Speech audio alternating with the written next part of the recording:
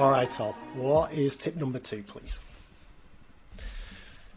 Tip number 2 is backwards plan, always backwards plan. So this, I mean, the first level of this, level 1 of this tip is for people teaching to high stakes exams, right? So in my first year of teaching, I came into a school, there were very few resources, and I had to try to work out, it was actually my second year that I started teaching year 12, which is like the high stakes year here in Australia. I had to work out really quickly what on earth I needed to teach my students for them to be able to have success in the end of year exam.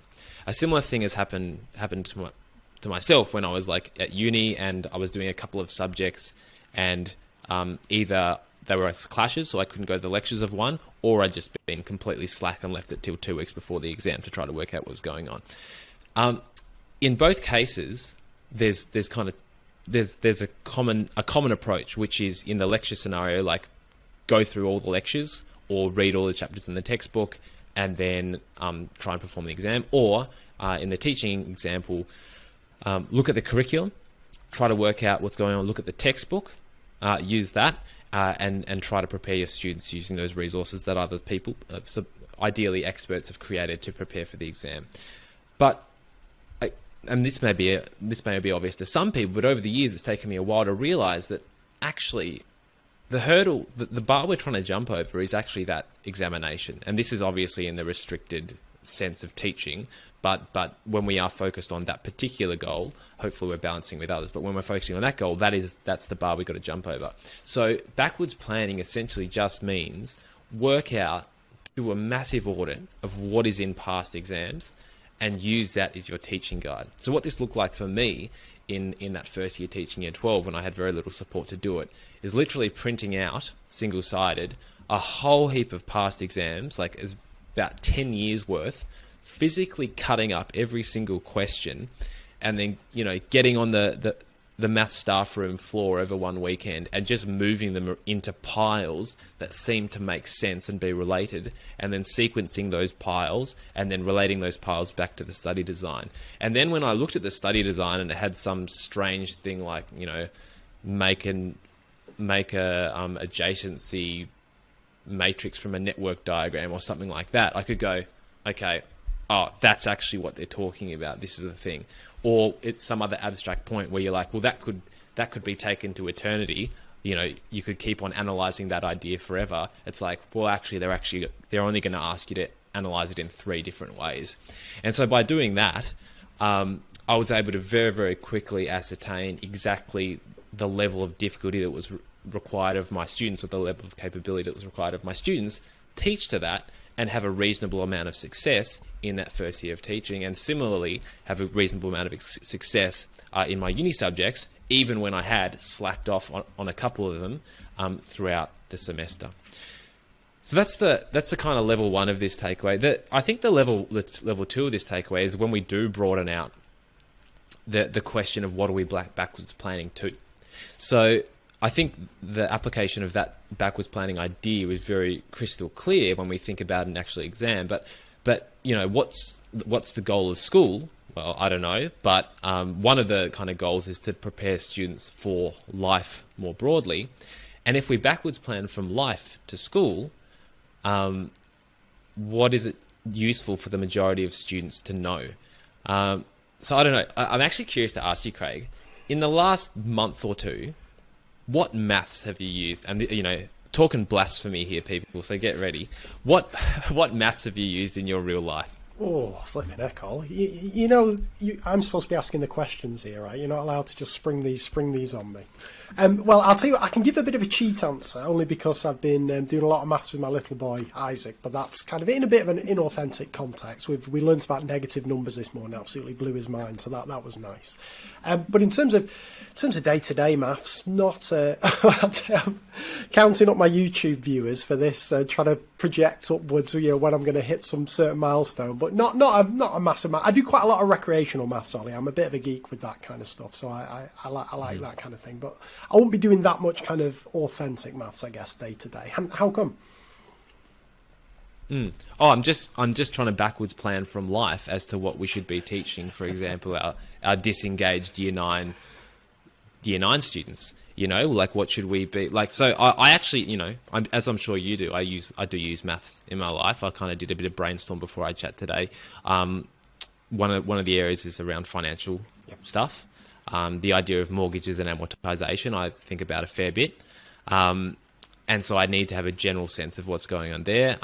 Investment and debt are hugely important issues. I was chatting with a friend the other day and they were trying to work out whether to pay off some loans or not.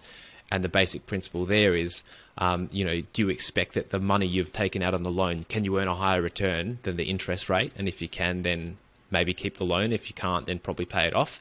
Time's really important. And a lot of people struggle with time, just telling the time. Percentages and the ability to use them, heaps, ratios, the ability to use them, and dimensional analysis. I don't know if this is something people have heard of, but just the idea that you can actually use the units from a question or a scenario to help you work out how to work it out. That's something I actually used a fair bit when I'm working at the prices of things or various ratios. And the final thing is like spreadsheets. I use spreadsheets a hell of a lot. I'm always summing stuff up. I'm also always doing other weird stuff that like concatenation, and weighted averages and things like that. And lots of teachers use a lot of those functionalities as well. So yeah, I guess for me, like this idea of backwards planning, level 1, helps us to jump through hoops, and helps our students to jump through hoops. But level 2 helps us to ask which hoops should we be jumping through, and which hoops should we be trying to help our or hurdles should we be trying to help our students to jump over. Now, to be clear, this isn't a criticism of particularly anything in the primary curriculum. I think number sense and things like that is absolutely crucial, and the way that primaries generally do that is really valuable. But I think secondary, there's some questions that should be asked, and it's pretty productive to ask those questions. Yeah, but I mean, again, this sounds like blasphemy. So to approach it one other way, that people who think I'm talking blasphemy might find valuable, it's to quote Dylan William. And that's to say that education is about opportunity costs, right? So it's not about whether it's valuable for year 9 to learn trigonometry or year 9s. No doubt it is. The question is there something that they could be learning that would be more valuable during that time? And I think that's a question we don't ask enough, and I think it's a question worth asking. The answer might be, well, actually, no, algebra is the best use of, or trigonometry, or whatever is the best use of that year 9 time. But I have a sneaking suspicion, maybe not, and maybe not for the whole maths curriculum that we have. So that's the thing I'd love listeners to keep in the back of their mind. It's not an argument against maths or the value of maths. It's an argument for a conscious consideration of opportunity cost. Love it, Ollie. Right, okay. One reflection and 2 questions on this. So first, this was bad, right? So I remember, however many years ago it was, I got asked to teach a new, something I'd never taught before. Further maths was what our kids do, years 12 and 13. And I'd never taught further maths before. I was always dead excited to do it. But the way I decided to teach it was the opposite. Well, the way I planned it was the opposite of what you did, right? So I didn't look at any exams. I just had the textbook, and I tried to stay just kind of one chapter ahead of the kids. So the only exposure the kids would get to practice was the practice questions from the textbook. Anyway, it got to the exam, we started doing past papers, and it was nothing like the textbook whatsoever. And I'm thinking, bloody hell. Anyway, it turned out okay, but the next year, it was very much exam focused. It was very much, let me get a sense of what kids need to do. And you see this with experienced teachers, right? They just know how to pitch things. They know what to put emphasis on and what not to put emphasis on because they've taught a course for many years. The flip side of that is a few years ago in the UK, our GCSE, so the exam our kids take at the end of year 11, the spec changed for that. So nobody had any exams to go off, and the exam boards would release a couple of kind of sample papers. And then you had a real dilemma because you have a real small sample size of things to go off. So do you just put all your eggs in one basket and teach, to the kind of standard and the way these questions are styled? Or do you just kind of think, no, that's too small a sample size. Do we just do what we've always done and hope it still works? And it was a real dilemma. So having a big batch of those final summative tests is really beneficial. But the flip side of that, all, and this was the first question I wanted to ask you, is how does that play out for lower years? So, your grade 3s, grade 4s who don't have this end of year exam. How do you know how can you backwards plan with them? It's a good question. I mean, and I've done a bit of this in schools. I just keep on going backwards, basically. So saying, we've identified what our year 12s need to be successful. What prior knowledge do they need such that when students come into year 12, when they're exposed to that content, it's not going to be too big of a jump, and you just work your way backwards. That becomes the kind of core stuff that like to create successful, quote unquote, students when we're talking about in terms of marks. That, if we build our curriculum based upon this, it's going to be successful. And then, but depending upon how rich you feel that is, how much additional time you feel you have, you can add in the other stuff that you feel is likely more important or equally important.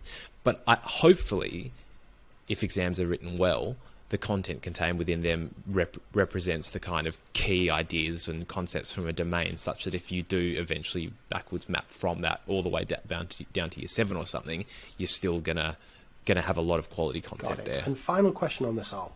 Does this strategy of backwards planning, does this apply on the kind of per lesson basis as well? If you were thinking of teaching a lesson, would you start at where you want the kids to get to at the end of the lesson and go from there, or does it not? Does it not kind of transfer down? Yeah, so it's like Oliver Caviglioli is good about this. It's like put ideas in containers or concepts in containers and sequence them along a path. So the concepts will be those past exam questions. You put them in containers of related concepts, then you'll sequence them along a path, which will become your kind of learning sequence, and then you basically just cut that up into bite-sized chunks that represent lessons. That's kind of the way that I look at it.